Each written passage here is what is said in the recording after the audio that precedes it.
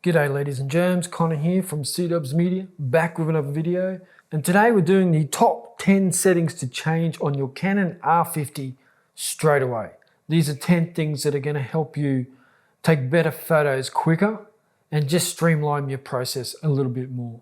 Now these are in no particular order, and this is just what I've done. Like I got this yesterday and I've set it up how I have all my cameras set up as much as I can anyway. Like I'm filming on the Canon R6 Mark II. I had the M50, I had the 90D, I had the R6 Mark I, now I've got the R6 Mark II, and I bought this purely because I love the Canon M50 so much that I just wanted to sort of bring a little bit of that back to my photography life. Enough rambling. First thing I do, go into the camera settings by pressing the menu button, just like here. Menu button, first one on the left, the camera symbol. Menu option, number 1, image quality. And when you first turn the camera on, RAW will not be enabled. I enable RAW, and then I have the bottom setting on the largest JPEG file you can get. So that way I have two of the best types of files I can get for either sharing straight away out of camera or editing in Lightroom or whatever it is your preferred photo editing software. You want that raw file to get the best possible image and the most dynamic range. So that's the first thing I do. Second one is an important one. Now, when you're out doing photography, who's forgotten a memory card before? Probably all of us at some point. So this one is turning off the ability to release the shutter without a memory card. So again, in the same menu, go to your camera, along to the 6 tab, scroll down to release shutter without card and turn that off. Because I have in the past set my camera up, got it ready to take photos, took a test shot, but that function was turned on and I just thought it had saved the photo and I walked out with no memory card in the camera.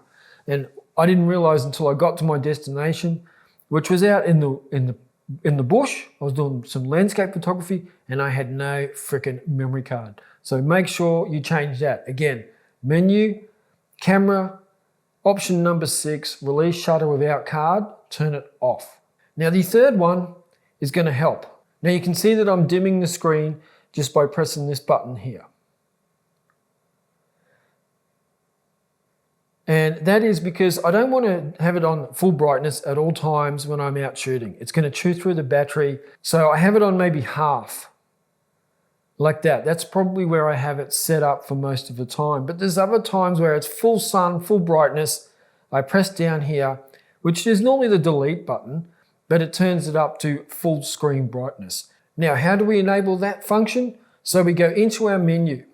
We come across here along the top to the second from the right. Then we're going to go down to option number 2, customize buttons, and then we're going to scroll all the way down, maximum screen brightness. So you go in there, it wasn't set to that, it was set to something else. Actually, I think it was set to off. There was no function set for that. So, but then you go up and you set it to maximum screen brightness, just there. And then that gives you that option. So normal screen brightness, press the delete button, maximum screen brightness. Now I actually used that today out in the sun. I was doing some photography of a demonstration that was in Brisbane City, and I was using this function quite a lot because sometimes I was in the shade, medium level brightness was enough. Other times I was in the sun, I needed that maximum screen brightness. The next is the option to have the histogram here. Now, why is the histogram important? It helps you with exposure, and I find sometimes it's a better reading of what I'm filming or taking photos of. So how do we enable the histogram? Well, you go into your menu, you go back over to your camera symbol, then scroll across to tab number 8 and go down to shooting info display here. Then you scroll down to your histogram, you want brightness, and I choose small display. Large is a bit too big. I'll just show you what that's like. See, that takes up just a bit too much of the screen for me. So I go in and I put it on brightness and I change it to small for the size of it. And there you go, you have your display there. So that is how you turn on your histogram, which isn't always there by default. Now next is the infamous back button focus.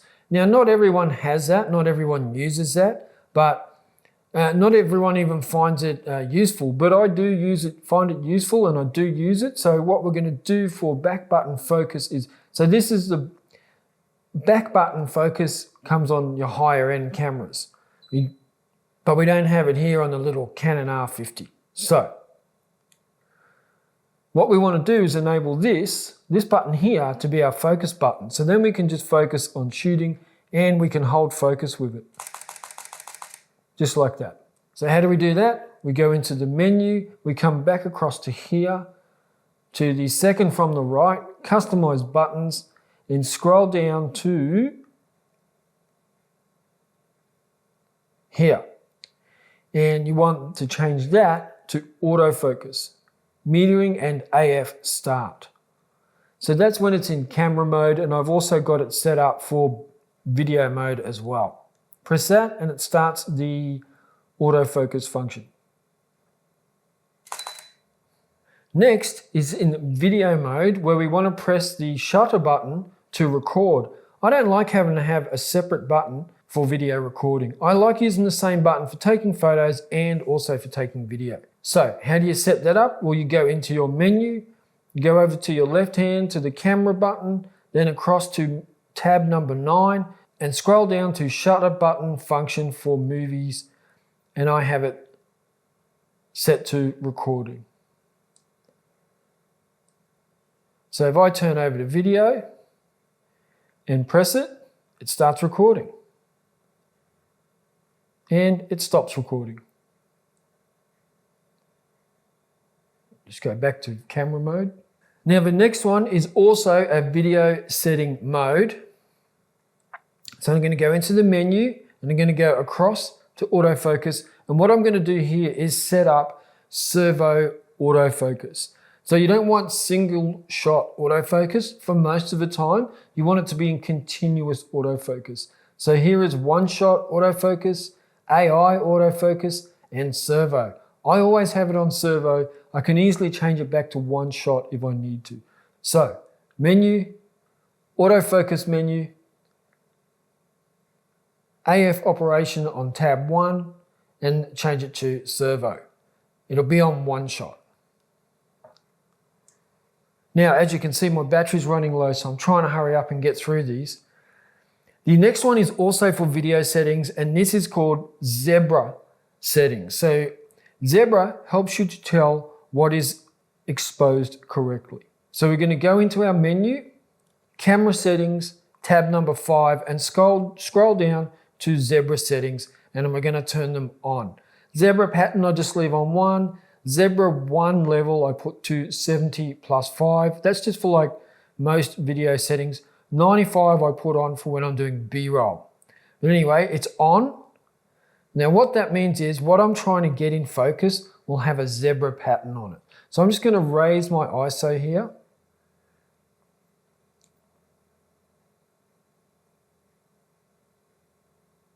So then what you'll see has a zebra pattern is exposed correctly, which is quite handy if you're shooting video and you want to film someone's face. You get a bit of a zebra pattern on their face, and then you know their face is exposed correctly.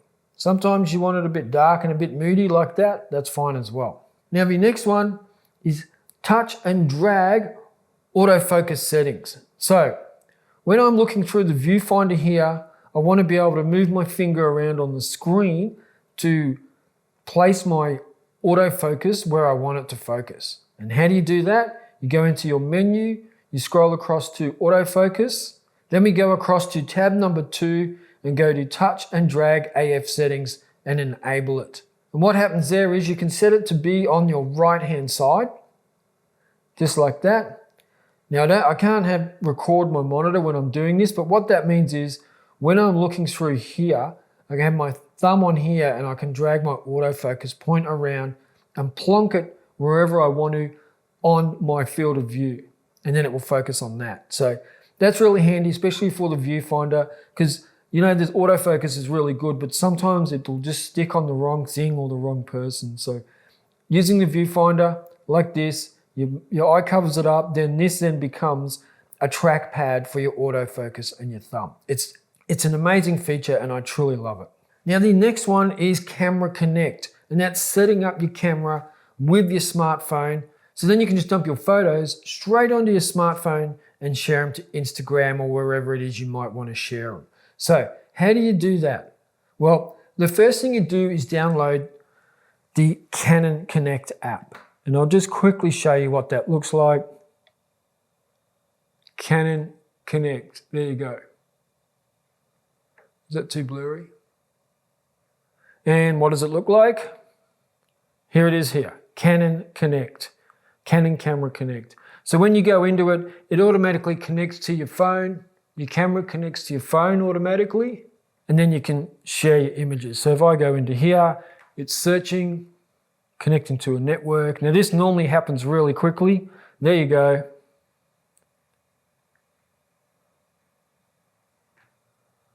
And there you can see there's the pictures I took before. And then you can import them and share them and whatever. So that would be my number one, my 10th tip for you is to make sure that you download the Canon Connect app. And also you just go into here and you press connect to smartphone.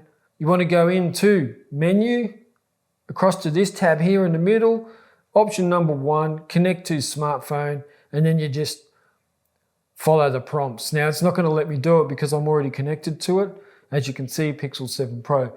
But it's really painless. I mean, it used to be a pain in the ass app ages ago, but now it's a really cool app. It works flawlessly for me. I've got like 3 different cameras set up to it and it connects to them every time.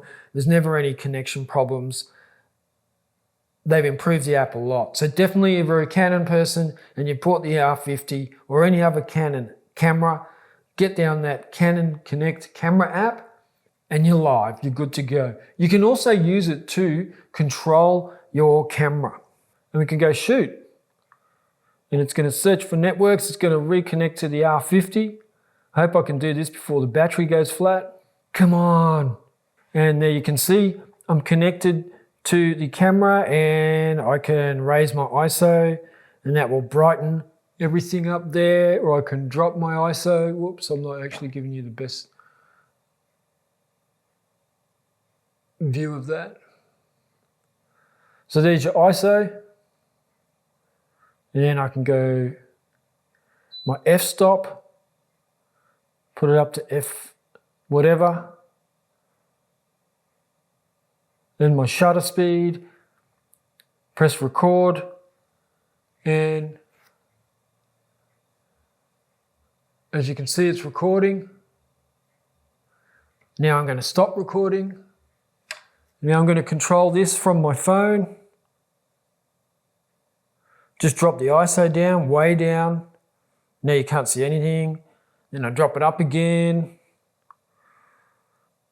And I'll press record again. Stop recording. Too easy. There are my top 10 settings to change straight away as soon as you get your Canon R50. I will be putting more videos like this on YouTube for those of you who bought Canon R50s. If you want to see anything done with the Canon R50 or any of the accessories I've got, hit me up in the comments down below. Happy to help anyone out who's got one of these and is using it for the first time, maybe a first time Canon user, maybe a first time mirrorless user or DSLR user. Hit me up in the comments. Lots of little things on the screen. I can talk you through it all and help you get the most out of your camera. So now you can follow me on Instagram at CDubsMedia. Subscribe to the channel here and I will catch you all in the next video. Check ya.